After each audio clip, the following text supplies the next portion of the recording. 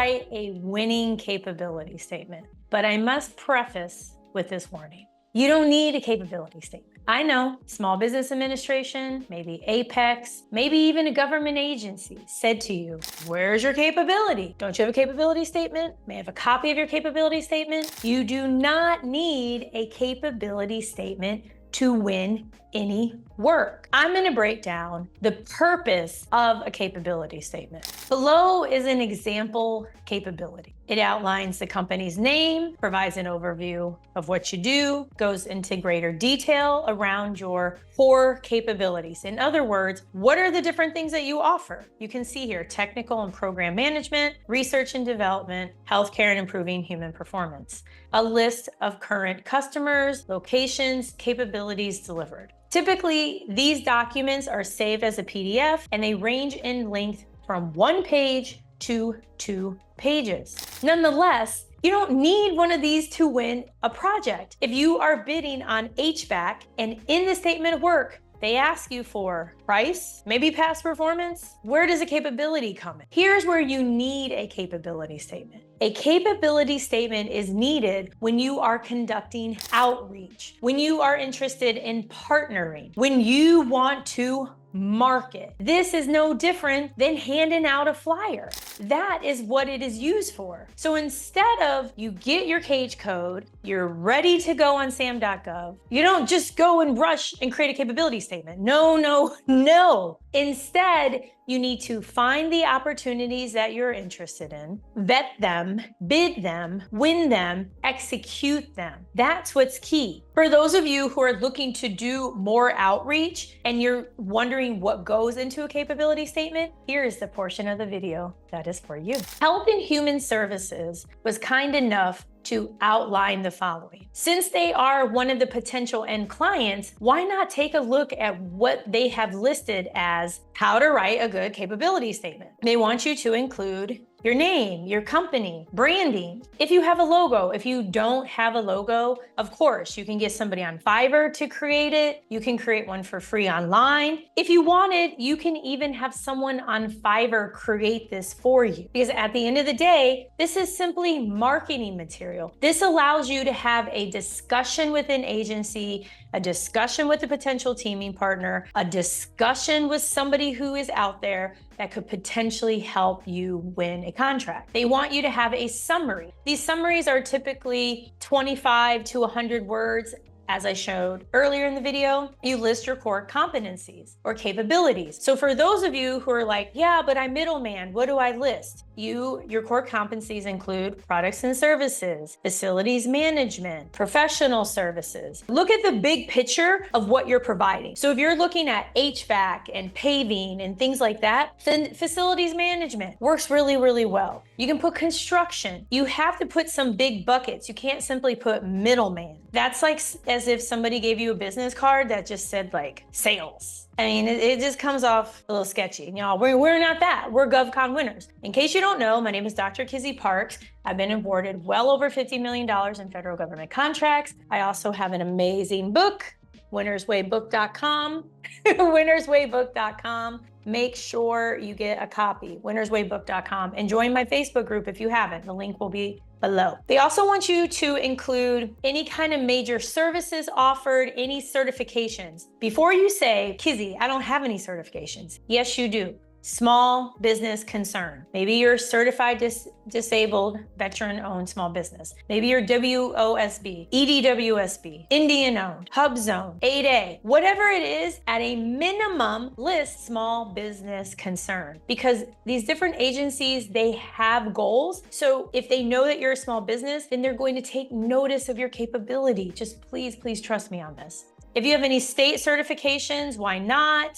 Any clients that you served. I like to create a category called past performance instead of clients. And this is really helpful for those of you where you've never had a client before and maybe you're listing your former employers. There's nothing wrong with doing that. Just make sure you label it as experience, past performance, instead of clients. Don't use that. You're gonna wanna identify your NAICS codes. If you're accustomed to listing perhaps 50 in your Sam.gov registration, limit it. I would put the top 5 there. If you're a reseller, if you have any partners, if you have any clearances, and of course you want to list your cage code, your UEI. You want to put that type of information. You can tell the site is a little dated because it says a DUNS number, but that's okay because they're still giving you tips. At the end of the day, you may present your capability to HHS. So this is great that they've provided this as a benchmark. They also suggest that it's visually appealing. Some of you, what you'll do is you'll outsource it and there's like a huge, like this massive photo of somebody cleaning, and then your content is like that small. I got it. We understand you do housekeeping, janitorial, that's amazing. But just keep in mind, do you really need an image that big? Perhaps don't use black. A lot of government agencies, they don't have color printers. They're not printing. You have people with various disabilities. So be mindful of the font size, the colors that you use. Make sure it's grammatically correct. Double check your NAICS codes because sometimes the NAICS code will expire. And it's okay that it's 2 pages, front and back. That is 2 pages. It's basically a 2-page PDF. And of course, you want to save it as a PDF. This is vital because then the information doesn't move all over. Because these are documents that are predominantly used in the federal government, it does not have to look like a 5-star design. You can use Canva. You can use somebody on Fiverr. You can create it in a Word document and save it as a PDF. You can also get a free copy of a capabilities template that you can use. We'll put the link below. What's important is you have the information. So this came from a government site, and this is an example that they listed. I mean, at the end of the day, the information that is needed is there. And also, if you have a website, include it. If you don't have a website, that's okay. You don't have to put a fax number, but you're more than welcome. Yes, people still do fax. What's key is, wow, they've provided over 4.3 million in annual revenue, nearly 100 employees worldwide. That's very eye-catching. And when you see this, I immediately know not only are they SDVOSB, but they have experience.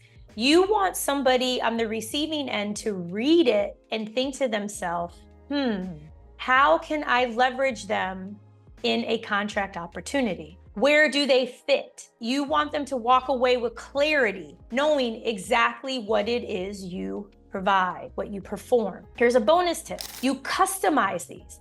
No different than Coca-Cola Sin Azúcar. I live here in Tulum, Mexico. So here in Tulum, Mexico, there's Coca-Cola Sin Azúcar because it's targeting Spanish-speaking population here in Mexico. In the States, it's Coke Zero, right? So if you want to put out a capability that's targeting IT, just brand it as IT. Janitorial, brand it as janitorial. Training, brand it as training. You may end up with potentially 10 of these things, depending on the products and services that you provide. What's beautiful is you do not need one of these to win a contract. They are not required. They are not required at all. This is a nice to have, and I suggest that you create one after your first win. I highly suggest that. Unless you are really wanting to take that subcontractor route, then of course, create one so then that way you have a talking point. As far as how you leverage these, this is how it works. I'm gonna give you a real life example of what happened to me. Back in 2013, I had hired a company to help me find opportunities. And they introduced me to what's called a forecast. And on that forecast was an opportunity with the USDA for like distance learning training. I took my capability. At that time, my capability predominantly consisted of training and development-oriented efforts. That capability was emailed to the point of contact. The point of contact reached back and said, oh my gosh, we are looking for an 8A. We love what you have here. The client is interested in meeting with you. Are you able to travel to Maryland? I was like, oh my gosh, I didn't expect this. Nobody told me this. So then I ended up flying to Maryland and I had a meeting with the client, kind of his number 2 Legal was there, and I believe another person. And at that point in time, I was able to show them. I brought training examples.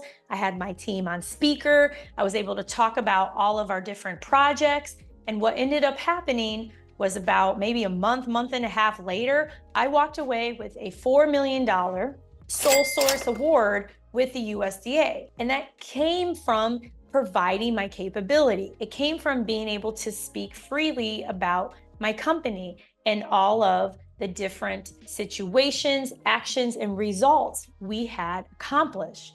That's how powerful these can be. I've also established relationships with Fortune 500 companies because of the capability statement. So for those of you that may not have an 8A or you don't have a lot of experience, I still had a capability when I first started out. But when I started out, I had work. I had a contract that was a little less than 6 figures, but I still was able to leverage that. My experience that I had as a contractor, as a 1099, as somebody who worked, I used all of that experience. It may not have been the most beautiful capability, but you know what? I was really proud of it, and I still was able to get work from it. So don't despair. Do you need this? No, you don't need it. Instead, get a win. Find, bid, and win. Bid, bid, bid. Then go forward and create it. Y'all, get my book, winnerswaybook.com, winnerswaybook.com. Y'all are amazing. I love each and every one of you.